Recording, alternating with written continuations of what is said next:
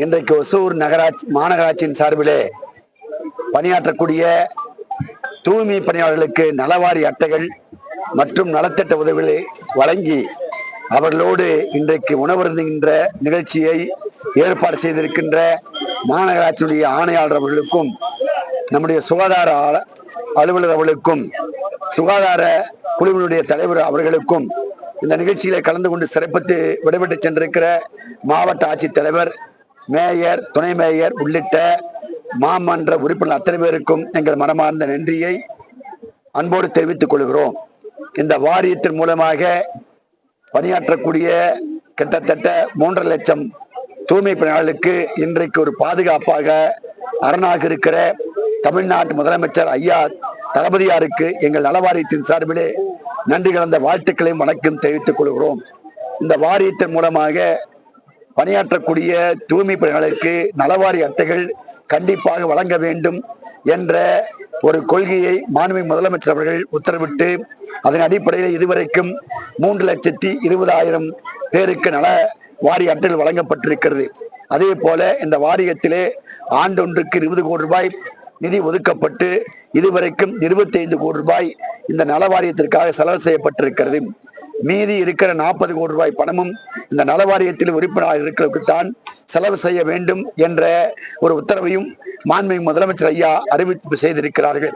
அதோடு மட்டுமல்லாது இங்கு அடுக்குமாடி குடியிருப்புகளுக்கு பங்கு தொகையாக ஒரு 2 லட்சம் ரூபாய் கட்ட வேண்டும் என்று சொன்னால் நலவாரிய உறுப்பினர் அட்டை வைத்திருந்தால் அதிலே 90% நலவாரியமே ஏற்றுக்கொள்ளும். அதாவது 1 லட்சம் என்று சொன்னால் 90,000 ரூபாய் நலவாரியம் ஏற்றுக்கொள்ளும். மீதி 10% அந்த பணியாளர்கள் கட்டினால் போதும் என்ற ஒரு சட்டத்தை ஏற்றிருக்கிறார்கள். நாங்கள் முதலமைச்சரிடத்திலே கோரிக்கை வைத்திருக்கிறோம். ஐயா அவர்களே, 90% நீங்கள் உயர்த்தி தந்து விட்டீர்கள். இந்த 10% வாரியமே ஏற்றுக்கொள்கிற ஒரு முடிவை நீங்கள் எடுத்து அறிவிக்க வேண்டும் என்று முதலமைச்சரிடத்தில் கோரிக்கை வைத்திருக்கிறோம். நிச்சயமாக அதை நிறைவேற்றி தருவார் என்ற நம்பிக்கை எங்களுக்கு இருக்கிறது. அதே போல இந்த ஒசூரை பொறுத்தமட்டிலே குளிர் பிரதேசம், நம்முடைய சுகாதார குழு தலைவர் சொன்னதை போல இந்த குளிர் பிரதேசத்துக்கு சிறப்பு ஒரு அந்தஸ்து கொடுக்கிற வகையிலே நம்முடைய ஆணையாளர் அவர்களுக்கு உள்ளாடைகள், அதாவது உள்ள நாடைகள் வழங்கி அந்த குளிர் நேரங்களிலே பணியாற்றக்கூடிய தொழிலாளர்களை பாதுகாக்க வேண்டும் என்ற வேண்டுகோளை நான் மாநகராட்சி ஆணையாளரத்திலே வைக்கிறேன். தயவு கூர்ந்து அதை செய்து தருவார் என்ற நம்பிக்கை எனக்கு இருக்கிறது. அதே போல் இன்றைய நேரத்திலே ஒரு மகிழ்ச்சியான செய்தி, ஊராட்சியில் பணியாற்றக்கூடிய தூய்மை பணியாளருக்கு நான் மாண்புமிகு முதலமைச்சரிடத்திலே கோரிக்கை வைத்தேன். ஐயா அவர்களுக்கு ஒரு நாளைக்கு வழங்கப்படுகிற ஊதியம் 166 ரூபாய். ஆனால் அவர்களுக்கு பெயர் பகுதி நேர பணியாளர்கள். இந்த பகுதி நேர பணியாளர்கள் பணியை முடித்துவிட்டு வேறு எந்த வேலைக்கும் செல்ல முடியாது. ஆகவே அவர்கள் முழு நேர பணியாளர்கள் அறிவிக்க வேண்டும் என்ற வேண்டுகோளை வைத்து அவர்களுக்கு சம்பளம் வைத்து தர வேண்டும் என்ற வேண்டுகோளை வைத்ததன் அடிப்படையிலே இன்றைக்கு மாண்புமிகு முதலமைச்சர் ஐயா அவர்கள் ஒரு 1000 ரூபாய் ஊதியத்தை உயர்த்தி தந்திருக்கிறார்கள். அதுக்காக எங்கள் தூய்மை பணியாளர் நலவாரியத்தின் சார்பிலே மாண்புமிகு முதலமைச்சர் ஐயா தளபதி அவர்களுக்கு என் நன்றியை தெரிவித்துக் கொள்கிறேன். மேலும் தூய்மை பணியாளருடைய கோரிக்கைகள் எதுவாக இருந்தாலும் உடனுக்குடனாக தீர்க்கப்பட்டு அவர்களை பாதுகாக்க வேண்டிய ஒரு பொறுப்பு திராவிட மாடல் ஆட்சியில் எடுத்துக் கொண்டிருக்கிற மாண்புமிகு முதலமைச்சர் ஐயா தளபதியார் அவர்கள் எங்களுக்கு கொடுத்திருக்கிற பொறுப்பு, அதை சிறப்பாக செய்வோம் என்ற உறுதியை உங்களுக்கு நான் தெரிவித்துக் கொள்கிறேன்.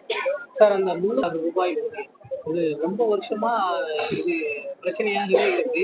இப்ப கலெக்டர் சொல்லிட்டாரு, எப்ப இருந்து இவங்களுக்கு இந்த ஊதிய உயர்வு கிடைக்கும்? அந்த ஊதிய அதாவது ஈரோட்ல 700 ரூபாய் கொடுக்குறாங்க. தவறா சொல்றீங்க. 725. சரி, சாரி, 725.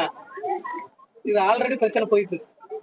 என்னை பொறுத்த மட்டிலே முதல் முறையாக இந்த தூய்மை பணியாளருடைய பிரச்சனைகளை நான் அணுகு நேரத்தில் அவர்களிடத்தில் கேட்பது சம்பள வளம் தர்றாங்கன்னு தான் கேட்பேன். உடனே மாவட்ட ஆட்சியர் இருந்தாங்கன்னா அவர் எத்தனை ஒப்பந்தம் போட்டாரு அந்த அளவை கேட்டுருவேன். அதை கேட்டுட்டு சொல்லுகிற அடிப்படையில் ஏற்ற இறங்கள் இருப்பது உண்மைதான், ஏற்றுக்கொள்கிறேன். அதை மாவட்ட ஆட்சியரே சொல்லிவிட்டார். நான் போட்டது 350.